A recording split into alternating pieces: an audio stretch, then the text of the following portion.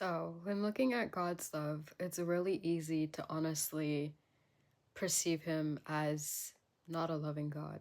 When we look around the world and we see like all these tragedies and all this stuff that's just really unfortunate, maybe stuff that you've gone through, I know stuff that I've gone through, stuff that I'm going through, it's like, where's the love in that? Truthfully, it can be kind of easy to miss the love of God. Here's what he gave me to give an example of how his love is so you can maybe understand it a little bit better.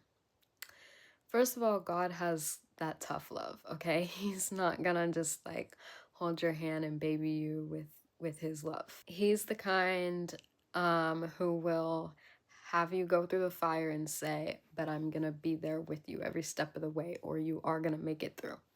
Which can be a little hard to understand as love. Like, we think of it as, well, if you're with me, you know, or if you really do love me, you're not going to have me go through the fire at all. And there are definitely times when God has intervened, whether you're a believer or not, God has intervened on your behalf, whether you know it or not, um, so that a certain harm won't come to you. Whether you acknowledge him or not, he sees you as his precious child, and he doesn't desire for any harm or destruction to come near you. It's actually quite the opposite. So I've shared this before, but this is how he looks, or this is how his love looks towards us.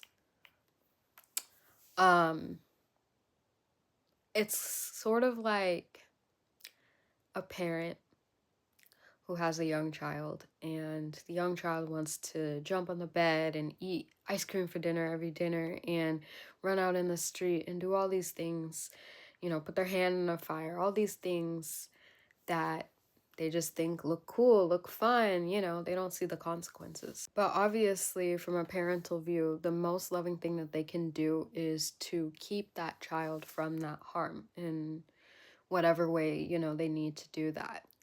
It's very, very similar with God's love.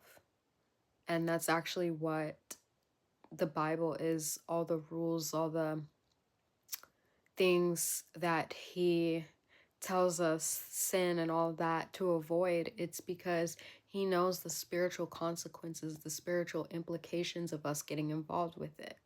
So that's one way to understand God's love. I think I'm going to do a part two, giving another example of his love.